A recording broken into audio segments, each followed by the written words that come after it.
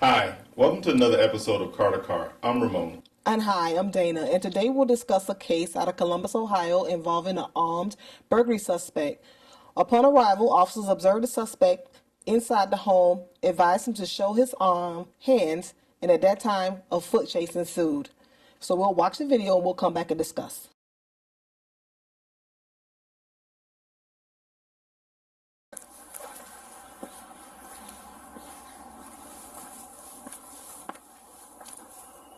Is it a 1527 right there, 1525?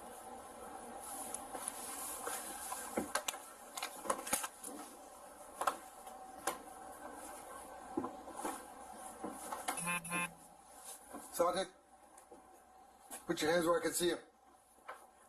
Put your hands up! Put your hands up!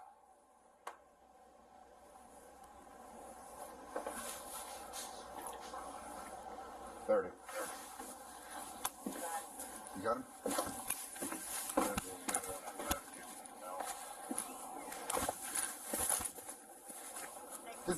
He's got a 33 on him.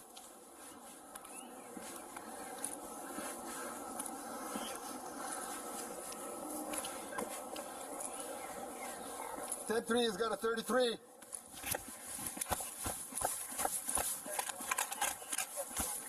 Put the gun down! Put the gun down! Yeah, he's one street over. He's hiding on the porch. He's got the 33 on him still.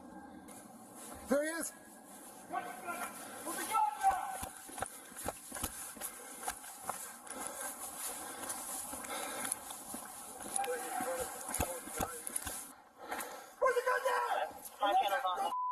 Put it down!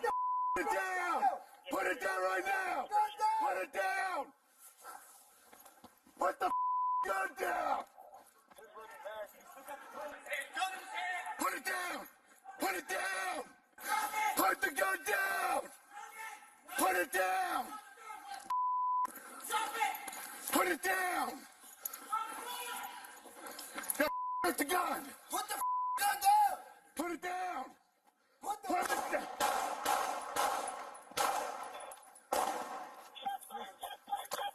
Where is he? He went to the left. His hand! Put it down! Put it down! Put the gun down! Put it down! Stop it! Put it down! Gotta get rid of the gun! Put the gun down! Put it down! Put the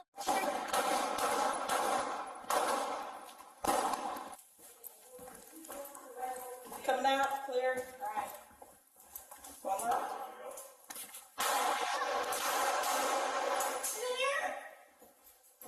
Who's in there?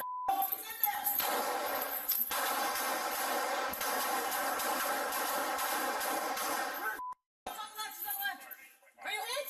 No. Are you in there? Are you good? I'm ready. To your right. Okay, he's gonna be in there. Get out here. Get out here. Come on. Come on, quick, quick, quick. Good. Good. No. Go back and go check. Go check. Go out. Check. Check Carr. Hey! Check Carr. Check He's Carr. right here. Hey, come on. Reload. I can't see the freaking... You're right. Reload. Anyone that's shot, reload. Go out and get checked.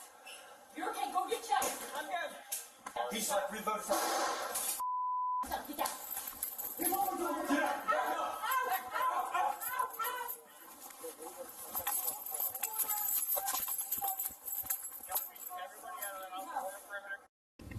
After watching the video, I saw a million things that really concerned me.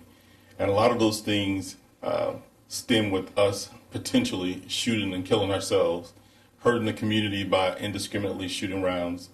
So I'll just start from the top, and whatever I forget, just jump in there. And so, just the information that we received, and I say we, meaning the police officers received, was there was a burglary suspect with a gun. So immediately I'm thinking, okay, I'm going to approach a house with potentially there's a suspect with a gun. As soon as they approached the house, I felt like they were very nonchalant, and they really should have strategically went to the door, but they both stood in the doorway. They saw the suspect peek his head out, and then They hollered to him something, and he put his head back, and they pulled their guns out. And then one of the officers went around to the side of the house. Immediately at that point, you should have set up a perimeter. If you believe that this is a guy, you got to cat a corner of the building. That is, make an L here, an L here, one cop here, one cop there, and so I got left and right, you got left and right, and so we can see the whole area. So if that person breaks that two-man perimeter that we set up, then now we can push the perimeter a little further. So that's the first thing that I saw, that initial contact where them standing in the doorway, they could immediately have been shot. Like, we really have to be careful. I'm glad that they didn't get hurt at that point. Then after that, you saw them running around the neighborhood, following this guy around, armed with a gun in his hand. We have to be careful. We need to immediately set up a perimeter to make sure that this person is within the bounds where we can capture him as soon as possible, because we don't know what this person is willing to do. That's why K9 gets paid the big bucks. That's why SWAT gets paid the big bucks. Set up that perimeter. Let's box it in, and then let's go ahead and call K9 in, and then SWAT. As we move further to him barricading himself in the house, apparently, you see all the officers go into the house, and so now they're doing somewhat a random search of every room, I guess, individually, because one officer gets stuck inside a room. The suspect hears them come into the house, and he starts firing. So now you got one cop stuck in a room, and then now you have a couple of other police officers laying down, I guess, what they believe is cover fire to help the other police officer. But they have no clue where that other police officer is, because you hear him saying, "Are you here? Where are you at?" Like, we cannot do that. We have to be careful. We have to know where our rounds are going, who we're shooting at, sight picture, sight alignment, all those things that we're trained in the academy. And the only reason why I think I'm being so critical here is because one of the worst things that can happen is you having to go and tell your partner or one of your squad mates' family, "Hey, I accidentally killed Johnny or Joe or whatever." And so, that disappoints me. And the last thing I'll say before I pass it to you is just that we can't have tombstone courage. We have to make sure that we, like I said, set that perimeter up, get K9, get SWAT. Let's try to talk them out, get a negotiator, but no tombstone courage. Yeah, absolutely. And one of the things I also noticed, and you did a great job summarizing, but to give a description of the suspect so all the arriving officers would know who they're looking for, because at one point an officer was coming through in between the buildings and the suspect was behind them. And you want to always give the direction of travel in which this suspect is fleeing, so that everyone will know, where they are as opposed to where the suspect is, so that type of incident doesn't occur to where the suspect gets behind the officer. So I hope that they conduct an after-action review so that they can look back at this and learn some lessons, so that we don't have any accidents where an officer injures another officer because of just some tactics that were bad. Yeah, like I said, just if I had to scream out anything, it would just be what I said before. No tombstone courage. Let's get home.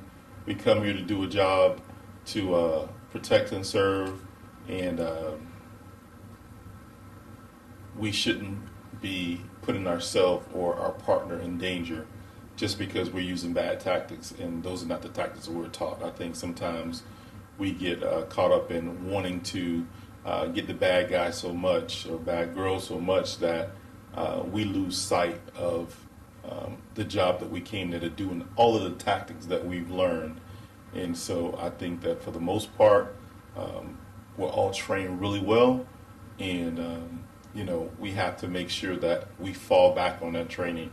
And if we're not trained well, we have to make sure that we get retraining, and some of that is incumbent upon yourself to get some training. I remember when I was on midnights as a young police officer, when it would get dead, the senior officers would, "Hey, let's go. Let's do a building search. Let's practice felony stops. Let's practice this." And so my crew took it upon themselves to make sure all the rookie officers were prepared so that, in fact, we'll be ready so that we wouldn't miss a beat when we had to do our job with them.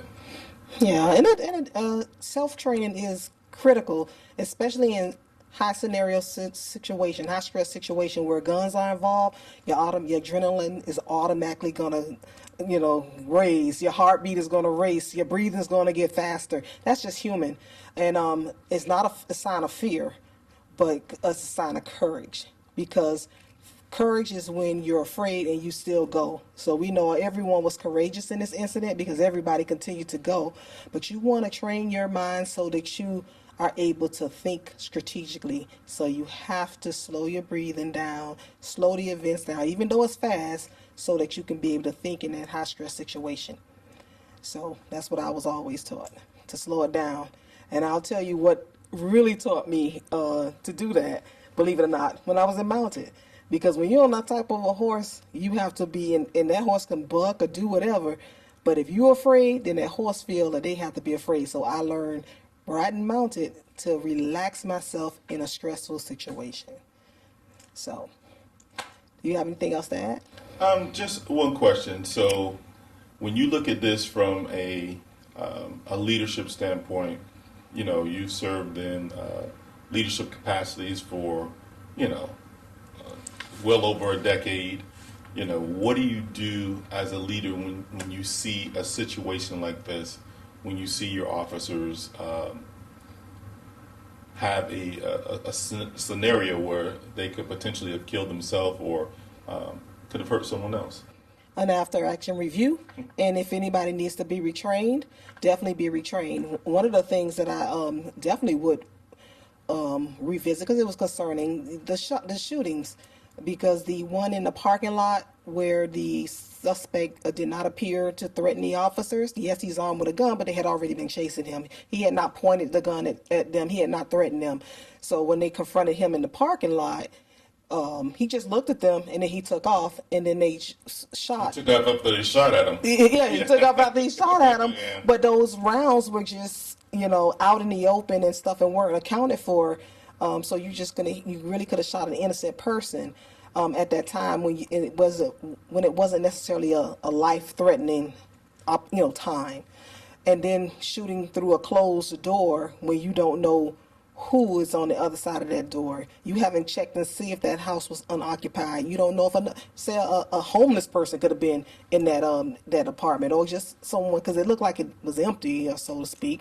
But you just never know, and so you just can't assume because someone is shooting at you that that's necessarily who you would hit through a closed door. You have to be mindful of sight picture. So definitely I would address those things in a leadership position for sure, because those are important. That goes to the suspect's life and the lives of the officers. So you have to address those things. Well said. I have nothing further. Okay, so with that, it's another episode of Carr2Carr Podcast. Please be sure to like, share, and subscribe. And until next time.